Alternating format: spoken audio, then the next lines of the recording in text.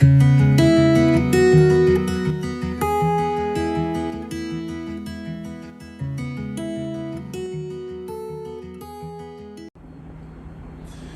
amigos nuestros, bienvenidos a este nuevo programa de Ven, Sígueme en Pareja, la pareja eterna. Yo soy tu amigo Salvador Vázquez y Luz María Rodríguez. Luz. Nos han escrito varias personas de distintos lugares y también se han suscrito a nuestro canal otras tantas. Gracias por suscribirnos y gracias por acompañarnos en este trayecto. Especialmente le mandamos un saludo afectuoso a Jocelyn Chirino, quien nos mandó saludos desde Virginia, en los Estados Unidos. También Ave Juventus, quien nos mandó saludos desde Chihuahua. Ok, pues muchos saludos para ellas y gracias por escribirnos y a esos comentarios también. Nos encanta leerlos, la verdad, y nos hace sentir bien, ¿no? Sí, especialmente la hermana Raquel Almaguer, quien es amiga nuestra además y está sirviendo junto con su esposo, él como presidente del templo en Villahermosa, Tabasco, y ella como directora de obreras, se le llama, ¿verdad?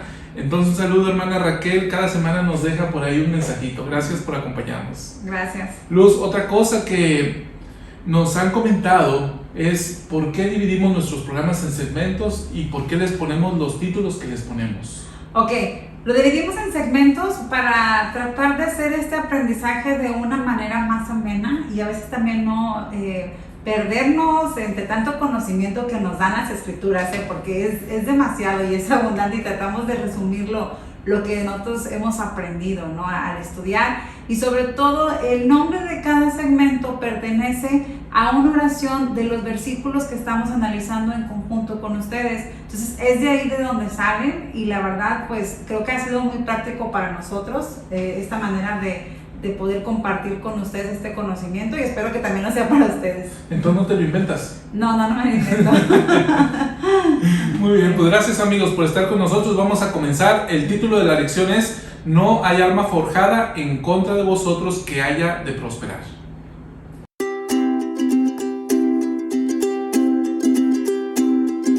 Este segmento lo hemos titulado No hay arma forjada en contra de vosotros que haya de prosperar. Y pues bueno, esta revelación es dada al profeta José Smith, que va dirigida hacia él y a Sidney Rigdon. Entonces, en aquella época como que había mucha crítica ante lo que ellos enseñaban a las personas, ¿no? Y creo que era propio de esa época, ¿no?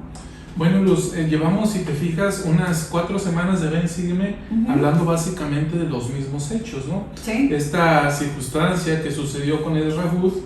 En octubre de 1831 él escribió unas cartas después de regresar de Missouri y estas fueron 9 cartas, de hecho se publican en el Ohio Star, un periódico de la localidad, y eran en contra de José y la iglesia. Bueno, entonces dijimos o hemos analizado en semanas pasadas que el 1 de noviembre de 1831 el Consejo de Élderes aprobó la publicación del Libro de Mandamientos, que era una respuesta a las cosas que se decían en contra de la iglesia y para hacer ver que había una apertura hacia las revelaciones que se estaban recibiendo.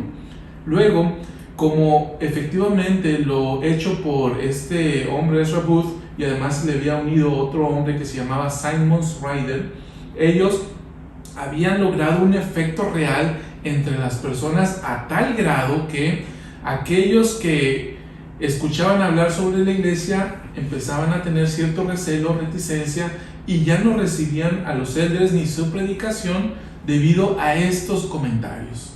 Entonces, ¿qué sucedió? Que el 1 de diciembre de 1831 recibimos esta revelación como una respuesta a eso, en las que específicamente se le dice a José y a Sidney Rigdon que dejen lo que estaban haciendo. ¿Qué es lo que estaban haciendo? En ese momento estaban llevando a cabo lo que se conocía o lo que se conoce en las revelaciones como la traducción. ¿Qué traducción? La traducción de la Biblia. Nosotros hoy en día podríamos conocerla mejor como la versión inspirada de la Biblia, que es la revisión que estaba haciendo José Smith con Sidney Rigdon acerca de tanto del Antiguo Testamento como del Nuevo Testamento. Entonces aquí el Señor les dice al profeta: deja esta obra y es necesario salir a predicar. ¿Para qué? Para quitar toda esta serie de consecuencias o para hacer mella en eso, borrarla y poder volver a predicar el Evangelio como lo venían haciendo normalmente los líderes. Sí, incluso esto que mencionas en el versículo 1, muy claro el Señor les dice. Y Él dice, he aquí, así os dice el Señor a vosotros, mis siervos José Smith, hijo, y Sidney Rigdon.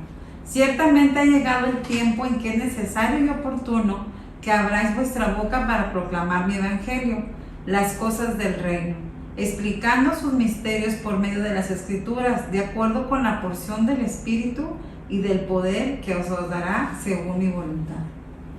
Entonces, como que esa es la parte donde el Señor les dice, bueno, todo lo que tú mencionas, me hiciste reflexionar que te escuchaban tantas cosas, porque pensaba, a ver, no fue fácil escribir 9 cartas en contra de la iglesia, estar haciendo como que esta campaña, ¿no? En contra de lo que decía José, de las revelaciones que se presentaban. Pues sí, las personas empiezan como que a dudar ante estas críticas. ¿Y cuántas veces me llevaste a esta parte que me ha sucedido? Porque he tenido la experiencia, a veces alguien me dice, no, es que no me interesa porque ustedes, los miembros de la iglesia, hacen estas o llevan estas prácticas. Y entonces yo me digo, pero es que no es así, es que alguien más me lo dijo. Entonces, pero ¿de quién lo escuchaste? ¿De algún? No, me lo platicaron. Entonces, no me interesa, así estoy bien. Entonces, creo que sucedió en esa época y sucede en la actualidad, ¿no? Sí, sobre todo, y ahorita vamos a profundizar un poquito más en esto. Hoy en día con las redes sociales es una cosa tremenda que hay, ¿no? Pero ahorita vamos a hablar un poquito más de eso. Ahora, en los versículos 7 al 10, el Señor les dice una serie o le da una serie de instrucciones a estos hombres, y les dice en el 7, confundid pues a vuestros enemigos, invitadlos a discutir con vosotros en público y en privado, y si sois fieles, será manifestada su vergüenza. Por tanto, dejadlos que propongan sus potentes razonamientos en contra del Señor. De cierto, así os dice el Señor, no hay arma forjada en contra de vosotros que os haya de prosperar, y si hombre alguno alza su voz en contra de vosotros, será confundido en mi propio y debido tiempo. Me deja pensando porque creo que era de esa época, ¿no? O sea, el Señor dice, vayan y discutan, ¿no? Esto en público y en privado. Sí, ¿no? Que aquí hay que ver la palabra discutir, la connotación que se le debe dar no es de confronta, sino más bien, más o menos en el tipo de debatir, ¿no? Ahora, Sidney Rigdon era un gran y elocuente orador. José Smith estaba desarrollando este talento para esta época. Entonces el Señor les dice, vayan y invítenos a debatir, ¿sí? Entonces, Pero esto era común en la época, ¿no? Que platicábamos, o sea, la gente se sentía ahí alrededor, o se juntaba para poder escuchar a esas personas, ¿no? Mira, vámonos a los primeros relatos de José Smith acerca de la primera visión. ¿Cuál era el ambiente? ¿Cómo era? Unos decían M aquí, otros decían, ¿sí? Entonces, ¿por qué? Porque este tipo de debates públicos sobre religión eran comunes y era algo cultural. Entonces, si en aquella época el Señor les decía, vayan, invita a Simon Ryder o a Ezra Wood que discutan sobre temas del Evangelio, entonces era algo que sucedía normalmente en la época. Ahora, me encanta esta parte que acabas de decir que era cultural. Sí, era porque era cultura, ¿no? De ir a escuchar y decir de qué están hablando, qué están presentando, y eso era la parte que tú dices de la discusión, no era una pelea, sino están discutiendo acerca de un debate, ¿no? Entonces por eso el Señor les dice, preséntenle sus razonamientos, y entonces les dice, que es el título de Ven, sígueme, ¿no? No hay arma forjada en contra de vosotros que haya de prevalecer, o que haya de prosperar. Entonces, Luz, yo me pregunto si hoy en día deberíamos actuar de esa manera de acuerdo a las condiciones culturales y sociales que imperan en el momento.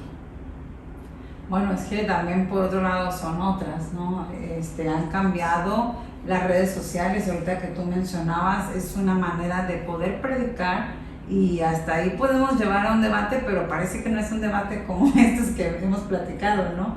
A veces llega a ser un debate de donde hay una discusión, ¿no? Pero una discusión que nos lleva a grandes diferencias. Sí, y es que en aquella época era un debate sobre el conocimiento y la interpretación de la Biblia, porque en aquel momento la gente era muy estudiosa de la Biblia. Hoy en día es un debate muy ideológico sobre lo que yo pienso acerca de algo, ¿sí? Entonces, este tipo de debates que se dan en redes sociales normalmente van a terminar en malos sentimientos. Fíjate, el elder Robert D. Hayes, quien fuera miembro del Quórum de los 12, nos enseña lo siguiente. Una hermana preguntó, ¿por qué la iglesia no se defiende más activamente cuando se le hacen acusaciones? En respuesta a su pregunta diría que una de las grandes pruebas de la vida terrenal se presenta cuando nuestras creencias se ponen en tela de juicio o se critican. En esos momentos quizá queramos responder en forma agresiva y levantar los puños, pero esas son oportunidades importantes para detenernos, orar y seguir el ejemplo del Salvador. A través de los años aprendemos que los desafíos a nuestra fe no son nada nuevo y no es de esperar que desaparezcan pronto. Pero los verdaderos discípulos de Cristo ven la oportunidad en medio de la oposición.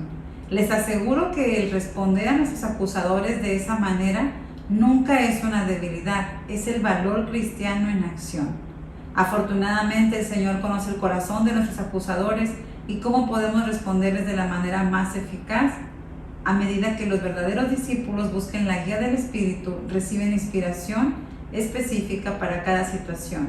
Y en cada situación, los verdaderos discípulos responden de un modo que invitan el Espíritu del Señor. ¿Qué te deja esto? Wow, me hace pensar esta parte, de qué manera estoy respondiendo a las acusaciones o acusadores, como aquí le menciona el de Robert Hayes. Esas siempre las va a ver, las críticas, las situaciones, simplemente porque uno está defendiendo bajo las creencias. Y esto puede ser, me lleva a pensar que puede ser incluso de manera religiosa, como también de alguna creencia que tengamos, ¿no? Como familia, como personas, se lleva a cuestionamientos y críticas de otros. Entonces, aquí viendo lo que él dice, pues hay una manera que siempre va a haber un acusador o alguien que critique, pero ¿de qué manera respondo a esa crítica? Entonces, aquí lo que él dice nos invita a responder como el Salvador respondería o con el Espíritu del Señor, y no es tan fácil, creo. Sí, esa creo que es la parte más importante, ¿no? Poder responder a través del Espíritu o a través de cómo lo haría el Salvador. Ahora, nos vienen a mi mente dos cosas. La primera es, nuestra sociedad actual es muy sensible a la crítica, ¿sí? Entonces debemos de actuar con mucho respeto dentro de las redes sociales. Viene a mi mente, esta es la segunda cosa que te iba a comentar, una cosa que comentó el presidente Henry B. Eyring, y él dice, normalmente cuando dos personas se ponen a discutir sobre un tema, esto va terminando en yo sé más que tú o yo soy más que tú. Entonces, cuando vengan estos ataques, hermanos, que los hay y los hay muchos hoy en día en redes sociales acerca de nuestras creencias, acerca de las decisiones que toman nuestros profetas o acerca del rumbo en el que se está dirigiendo la iglesia, y sobre todo problemas netamente históricos que están surgiendo o que hacen ver a algunas personas dentro de las redes sociales, lo más conveniente es responder a la manera del Señor. Sí, y no a través del debate o a través de te voy a convencer o a través de yo sé más que tú y tú estás equivocado. Hermanos, en la pasada conferencia general, el presidente Nelson se refirió acerca de estas dudas que pueden provenir o surgir dentro de nuestras vidas, y son naturales, y las dudas no son malas. Al contrario, las dudas nos pueden impulsar a buscar más a Dios y a edificar nuestra fe, a obtener más conocimiento. Me ha encantado eso que has dicho, Luz. El presidente Russell M. Nelson dijo lo siguiente, ¿me ayudas? Sí, segundo, él dijo una serie de pasos, ¿no? Como 5 sugerencias que él mencionó, y entre ellas en el segundo él dice, segundo, elijan creer en Jesucristo. Si tienen dudas sobre Dios el Padre, su Hijo amado, o de la validez de la restauración, o de la veracidad del llamamiento divino de José Smith como profeta, elijan creer y permanezcan fieles. Lleven sus preguntas al Señor y a otras fuentes fidedignas. Estudien con el deseo de creer más que con la esperanza de encontrar una falla en la trama de la vida de un profeta o una discrepancia en las Escrituras. Dejen de aumentar sus dudas repitiéndolas con otros incrédulos. Permitan que el Señor los guíe en su trayecto de descubrimiento espiritual. Luz, elijamos creer. Yo, fíjate que puedo decir que he visto esta serie de problemas en los jóvenes adultos solteros en las clases de instituto que he dado. cuando dicen cómo es posible que haya sucedido esto con el profeta José, o cómo es posible que hayan tomado estas decisiones, o el por qué, incluso el porqué del matrimonio plural, por ejemplo, Luz. Entonces, hermanos, yo he visto estas cosas y también he visto que cuando nosotros nos acercamos al Señor, porque lo he visto en otros jóvenes que lo han visto, que lo han llevado ante el Señor, y he visto la diferencia en unos y otros. Cuando han ido ante el Señor, en lugar de compartir sus dudas con otros incrédulos, o las han hecho públicas en redes sociales, que tampoco en sí mismo es malo, pero depende de cómo o en qué sentido yo quiera hacerlo, o qué es lo que esté buscando con eso. Cuando lo han llevado directamente al Señor, yo he visto esto: que el Señor los edifica, que el Señor los ilumina y que el Señor fortalece su fe.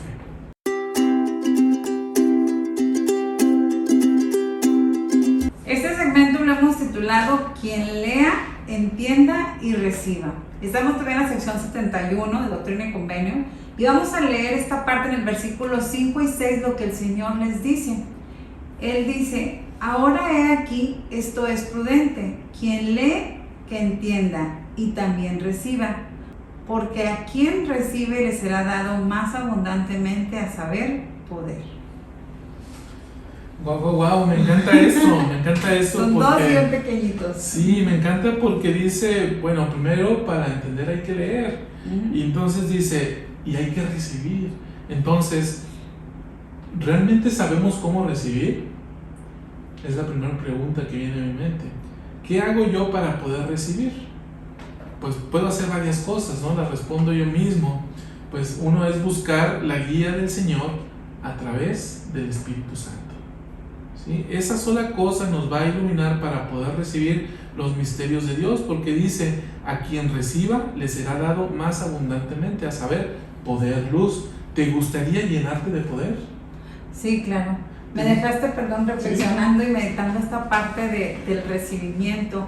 A veces, para poder recibir, yo tengo que tener una apertura y tengo que abrir mis manos, ¿no? Porque a veces es como, ay, te traje esto, ay, gracias, ahí lo dejas, ¿no? Pero cuando uno dice, lo recibo, es mío, entonces hablamos de una apertura de mente para mí, de espíritu y de corazón, para recibir los misterios del Señor.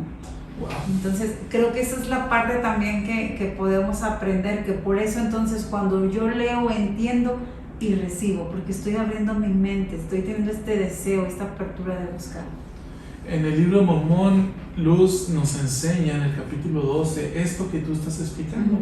Dice en el versículo 10, por tanto, el que endurece su corazón recibe la menor porción de la palabra, y al que no endurece su corazón le es dada la mayor parte de la palabra, hasta que le es concedido conocer los misterios de Dios al grado de conocerlos por completo. Pues sí, de esta manera es como podemos conocer los misterios del Señor. Entonces, Luz, repítenos esta parte que me ha encantado. Recibir con los brazos abiertos en espíritu. Ajá, espíritu, mente y corazón. Tener esta apertura, ¿no? De estar abierto a lo que voy a recibir, ¿no? A lo que se me está entregando, a lo que estoy leyendo, a lo que se me está dando, ¿no? Es como también vamos a la parte práctica, ¿no? Los regalos. Cuando te dan un regalo, a poco uno le hace, ay, gracias. No, ¿verdad? Ay, mi regalo, ¿no? Uno quiere abrir los brazos y recibirlo, ¿no?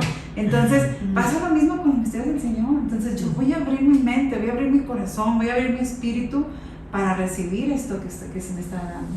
Hermanos, sigamos este sabio consejo.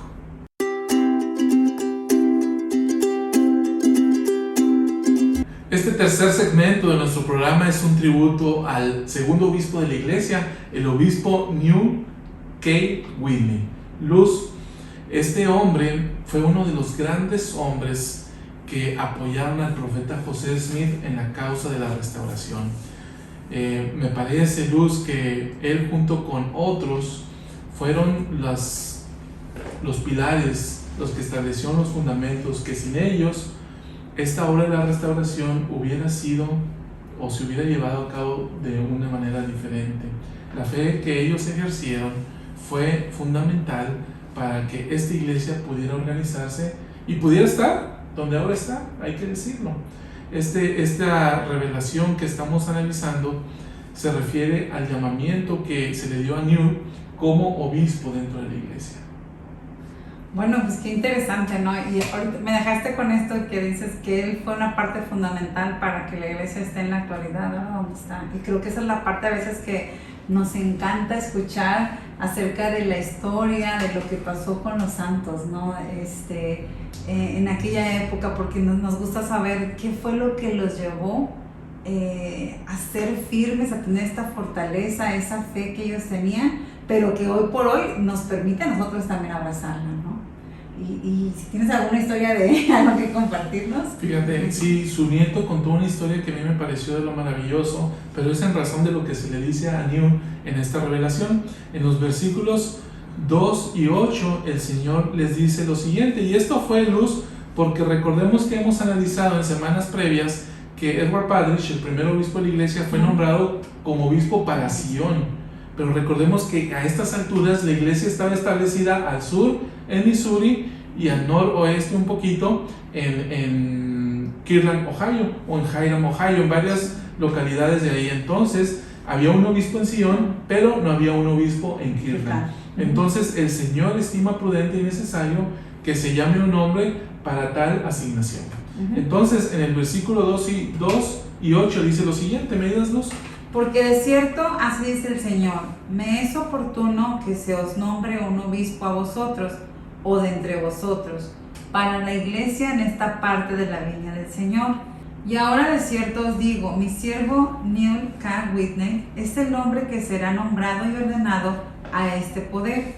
Esta es la voluntad del Señor, vuestro Dios, vuestro Redentor, así sea. Amén. Ándale, fíjate que recibas una revelación del profeta de la iglesia y que dice, esta es la voluntad del Señor. ¿Sí? Entonces aquí vemos cómo es que el Señor llama a este hombre como obispo de la iglesia. Este Newt era un hombre que había esperado el evangelio. En el libro de Santos podemos leer la historia de cómo él estaba esperando el evangelio y llega el profeta y se presenta ante él y le dice, hermano Newt, usted me estaba esperando. Ellos habían orado por esta situación. Entonces él abrazó el evangelio y aquí el Señor le estaba dando este santo llamamiento. Luz, su nieto Orson Whitney, quien posteriormente llegara a formar parte del quórum de los 12, relata lo siguiente y dice, la idea de asumir esa importante responsabilidad, el oficio de obispo, era casi más de lo que podía soportar. Él dudaba de su aptitud y se consideraba incapaz de cumplir con la excelsa y santa comisión. En su desconcierto recurrió al profeta, hermano José, yo no me veo como obispo. Sin embargo, si usted dice que es la voluntad del Señor, trataré. No tiene por qué creer en mi palabra solamente, le contestó el profeta con bondad. Vaya y pregúntele usted mismo al Padre. Newt decidió hacer lo que el profeta le había aconsejado. Su humilde y sincera oración fue contestada. En el silencio de la noche y la soledad de su aposento, escuchó una voz de los cielos que decía, tu fortaleza radica en mí. Las palabras eran pocas y sencillas, mas para él contenían un universo de significado. Las dudas se habían disipado cual rocío ante el alba. De inmediato buscó al profeta y le dijo que estaba satisfecho y dispuesto a aceptar el oficio al cual se le había llamado. Me encantó esta historia. Primero te voy a decir algo que me encantó. Me encantó que un nieto pueda hablar de la experiencia de su abuelo, ¿no? Gracias a los registros que dejó. Exacto, entonces esto es importantísimo, por eso la importancia de dejar registros de nuestro diario personal, pero veo esta parte de que cómo fortaleció a su nieto, a generaciones, ¿no? Pero también a nosotros, y esta parte que él dice, pues yo no me siento, digo, ay, qué tierno, ¿no? Me causa ternura porque él no sentía o no se veía como obispo, y se lo dice al profeta, ¿no? Aunque el profeta te está haciendo ese llamamiento, tú le dices, no, espérame, es el profeta que te lo está extendiendo y te está diciendo que el Señor te ha llamado. Qué hombre tan humilde, tan fiel, creo también que ha de haber sido, que tiene esta oportunidad de servir al Señor, y aún a pesar que él no se sentía, el Señor le vuelve a decir por medio del profeta las cosas por las que él sí tiene que estar como obispo. Luz, Y después creo que lo demuestra, ¿no? Por los años y Sí. todo. El obispo Whitney fue llamado a través de esta revelación el 4 de diciembre de 1831. Murió en 1850 siendo obispo. 19 años como obispo. Entonces, si te fijas, durante este tiempo fue casi desde la fundación de la iglesia, pasó por Kirtland, pasó por Missouri, pasó por Nauvoo y pasó por el éxodo al Gran Lago Salado. Este hombre estuvo cuando José impartió la investidura por primera vez, Luz. Entonces, Niurka se mantuvo fiel durante 19 años, sirviendo como obispo durante todo ese tiempo. Sí, ¿sabes? Me hiciste pensar y me dejas como, wow, 19 años. Tuvo momentos en los que tuvo que haberse cansado el obispo, ¿no? Porque era parte de sostener a los santos. Yo tuve la oportunidad en la misión, que es en Oaxaca, tuve la oportunidad de conocer a un obispo que tenía 20 años, el obispo Flores, de estar sirviendo, ¿no? Cuando yo era misionera en aquella época, yo estaba sorprendida y traía una actitud del obispo que lo acaban de llamar apenas al obispo, ¿no? Pero ya me decía, no, hermana, ya tengo 20 años, dice, pero me encanta este llamamiento.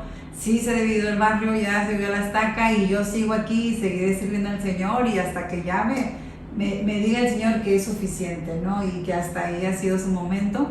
Entonces estos buenos hombres, yo creo que el Señor pudo ver todo ello, todo esto, ¿no? De ellos, del deseo de servir, que aún ante su humildad, por ejemplo, que a veces puede sentirse alguien incapacitado, pero pues aquí estoy. Si es esto lo que tú has decidido, Señor, y llamarme y servirte, lo hago, aunque sean 19, 20 años, pero sosteniendo a los santos, no creo que fue algo fácil, ¿no? Esta semana en el grupo de WhatsApp de mi misión me enteré de un hermano que es obispo, el obispo Ortiz, de una estaca en la Ciudad de México al sur, donde él decía, tengo 9 años sirviendo como obispo. El obispo Ortiz y el obispo Flores son nuestros Niurka Whitney de la actualidad, nuestros obispos sirviendo durante 5 o 6 años. Hermanos, este es un tributo para el obispo Whitney y para todos aquellos que sirven fielmente en este santo llamamiento como obispos del Señor.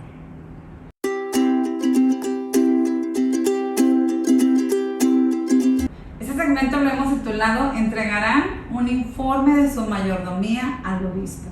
Y pues bueno, esta sección de 72 menciona acerca que en aquella ocasión se habían reunido algunos élderes y hermanos miembros de la iglesia que deseaban tener mayor conocimiento en cuanto al evangelio y las cosas que el día a día se iban practicando, ¿no? Entonces, en esta revelación menciona al Señor, por medio del profeta José Smith, da a conocer acerca de los deberes del obispo y esta situación que los miembros también querían conocer, ¿no? De lo que respondía a ellos y qué iba a suceder también con el obispo, ¿no? Y pues bueno, en los versículos 3, 4 y 5 nos mencionan en cuanto a ellos. Dice en el versículo 3, y de cierto en esto habéis obrado sabiamente, porque el Señor requiere de la mano de todo mayordomo que dé cuenta de su mayordomía, tanto en el tiempo como en la eternidad. Porque el que es fiel y sabio en esta vida es considerado digno de heredar las mansiones preparadas para él por mi Padre. De cierto os digo, los élderes de la iglesia en esta parte de mi viña entregarán un informe de su mayordomía al obispo que nombraré en esta parte de mi viña. Entonces, pues bueno, tenemos que ya hay un obispo, pero ahora también hay una mayordomía por parte de los miembros, pero ahora hay que rendir, ¿no?, esta mayordomía al obispo. Sí, esta mayordomía de la que se habla en esta sección, pues no es otra cosa sino la que está contemplada en la sección 42 de Doctrina y Convenios, la ley, que era la ley de mayordomía y consagración. Entonces, Luz, aquí lo que está reiterando esta sección es que el obispo era el encargado de administrar esta mayordomía y que los élderes debían rendirle un informe al obispo acerca de su mayordomía. Sí, y me gusta en el versículo 1 porque dice, el Señor requiere de la mano de todo mayordomo que dé cuenta de su mayordomía. O sea, el Señor lo necesita, ¿no? Entonces también es por ello, sí. Sí, y me encanta este versículo porque dice tanto en el tiempo como en la eternidad, o sea, sí. ahorita y lo que sigue, ¿no?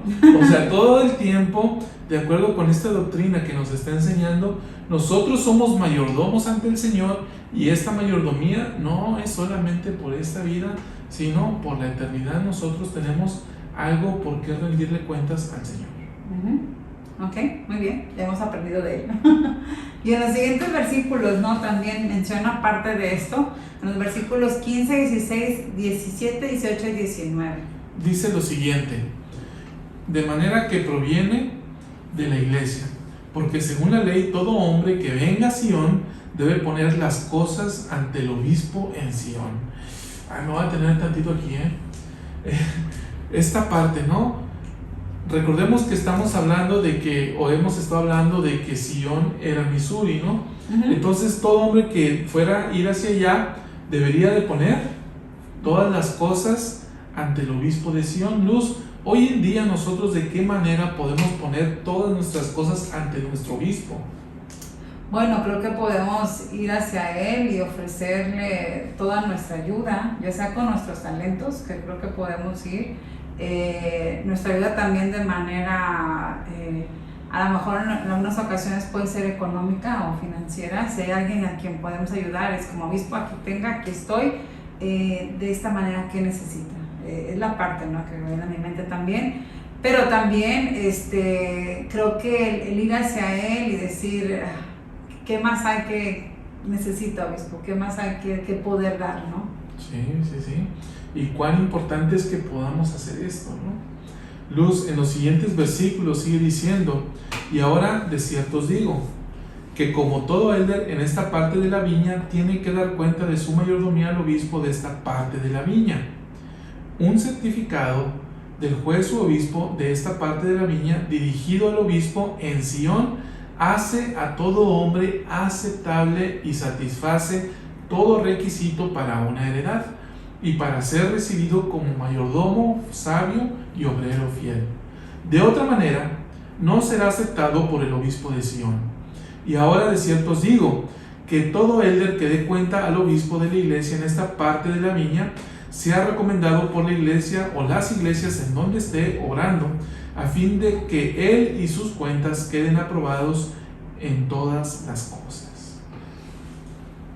Bueno, pues dice aquí, ¿no?, un certificado del juez, muy claro lo dice en este versículo 17, obispo. Del obispo de esta viña dirigido al obispo de Sión.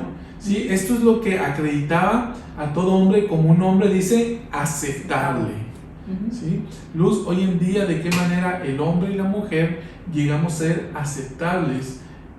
Bueno, me vine con esto de un certificado en mano, mi recomendación para el templo. Creo que incluso la que también dan a los jóvenes de manera temporal, esto es lo que ellos lo certifica, y a nosotros podemos venir, ¿no?, como estamos recomendados por el obispo de la otra viña. Y así estamos. Sí, de hecho hoy en día, si yo quisiera oficiar en un barrio que no es mi barrio, no que quisiera, sino que por alguna razón pudiera oficiar o tuviera la oportunidad de oficiar en un barrio que no es el mío, yo tendría que llevar un certificado de mi obispo para indicarle al otro obispo que yo soy digno. Pero tú has dado en el clavo, ¿no? La recomendación para el templo, un certificado que nos hace aceptables ante el Señor. Sí, así es, que creo que podamos tener en mano todos nosotros, que podamos tener este certificado que, como bien dice aquí, es un certificado que fue dado por un obispo, alguien que representa al Señor, y que nosotros hemos tenido la oportunidad de poder hablar con él y pasar por las preguntas que sabemos que son para desde nuestra dignidad, y de esta manera decir, bueno, pues he sido recomendado por alguien que representa al Señor ante cualquier viña. ¡Qué privilegio!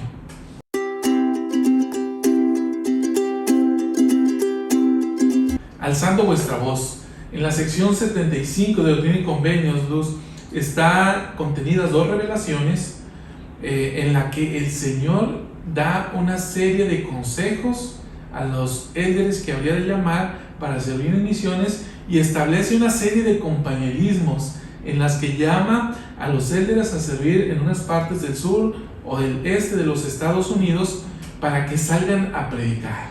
Entonces, Luz, ¿qué te parece si vemos el contenido de estos versículos? Sí, claro. Versículos 2 y 3 dice: escuchad, oh vosotros que habéis presentado vuestros nombres para salir a proclamar mi evangelio y podar mi viña. He aquí, os digo que es mi voluntad que salgáis y no demoréis, que no estéis ociosos, sino que obréis con vuestro poder. Entonces, me gustan estos dos versículos porque el Señor le dice: no estén ociosos, pero me encanta lo que les dice: obra con vuestro poder. O sea, el Señor sabe de qué poder estamos y qué tenemos cada uno de nosotros, y les invita, ¿no? Y les dice pues que dejen eso y que salgan a predicar el evangelio. ¿Sí? Sí, en los siguientes versículos dice lo siguiente, versículo 4: alzando vuestra voz como con el son de trompeta, proclamando la verdad de acuerdo con las revelaciones y los mandamientos que os he dado. Así que, si sois fieles, seréis premiados con muchas gavillas y coronados con honor, gloria, inmortalidad y vida eterna. ¿Qué te parecen estos premios? Porque dice seréis premiados, ¿no? Sí, creo que también su premio lleva unas características o algo que se les pide, y les dice muy claro, ¿no? Alza la voz, dice, alzando vuestra voz como con el son de la trompeta. Ajá. Sí, entonces, para mí no sería difícil. Tengo una voz muy fuerte, la puedo alzar. No, pero lo que aquí me gusta que también dice que ellos deben de ser fieles para ser premiados, ¿no? Entonces el Señor también les pide ciertas cosas, podemos decir requisitos, para poder predicar su evangelio, y de esta manera ellos poder llegar a tener la inmortalidad y la vida eterna. Ahora, Luz, ciertamente nosotros no somos misioneros de tiempo completo. ¿Cómo vivimos esto hoy en día?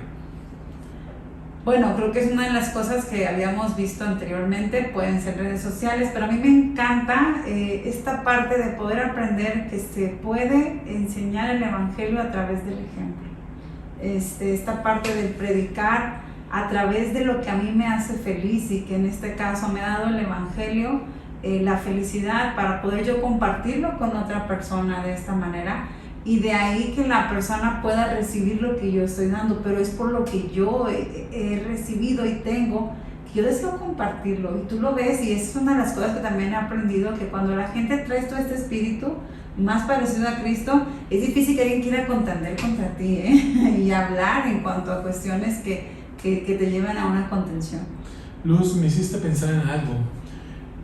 Alzamos nuestra voz como con son de trompeta, no solamente cuando hablamos el evangelio o publicamos algo acerca del evangelio hacia afuera, sino hacia nuestros propios hogares. O sea, alzamos nuestra voz en nuestra familia, alzamos nuestra voz con nuestros hijos y enseñamos estos principios correctos, y entonces la promesa sigue siendo la misma, y creo que aún mayor. Los premios de los que se habla en el versículo 5, que son honor, gloria, inmortalidad y vida eterna, siguen siendo las mismas, incluso mayor, porque se ven reflejados hacia el interior de nuestras familias, en nuestros hijos. Sí, claro, y eso es alzar la voz con la trompeta, pero proclamando la verdad, no para otras cosas. No, la trompeta para un trompetazo. No es eso, es esta parte. ¿De qué manera mi voz está alzando y va referente hacia proclamar la verdad? Esa es la parte que el Señor les invita a estos hombres, ¿no? A predicar. Nos invita a todos. Bueno, a todos específicamente de lo que estamos viendo. Los versículos 10 y 11 da una clave, ¿no? Dice: invocando el nombre del Señor para que venga el Consolador, que les enseñará todas las cosas que les sean necesarias, orando siempre para no desmayar. Y si hacen esto, estaré con ellos hasta el fin. ¿Qué características o qué cosas nos dice el Señor que podemos hacer para alzar nuestra voz con trompeta? Que invoquemos. Invocar, ¿no? Entonces dice, tenemos que invocar. Va a venir el Consolador, y dice, fíjate, esta parte, ¿no? Les enseñará todas las cosas. Es el Espíritu el que enseña. Y esa es la parte, volviendo a lo que hemos visto, ¿no? El poder recibir. Permitamos también que el Espíritu esté con nosotros, que de esta manera tengamos que invocarlo, claro, porque queremos recibirlo. Y entonces hay que orar, como bien dice aquí en este versículo, el Señor invita para no desmayar. Qué grandes consejos, Luz, me ha encantado esta parte. Entonces, hermanos, sigamos este consejo.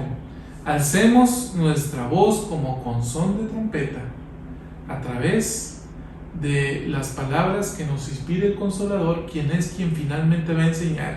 Y la promesa es esta: nuestras cabezas serán, dice, premiadas, o van a ser llenas de honor, gloria, inmortalidad y vida eterna.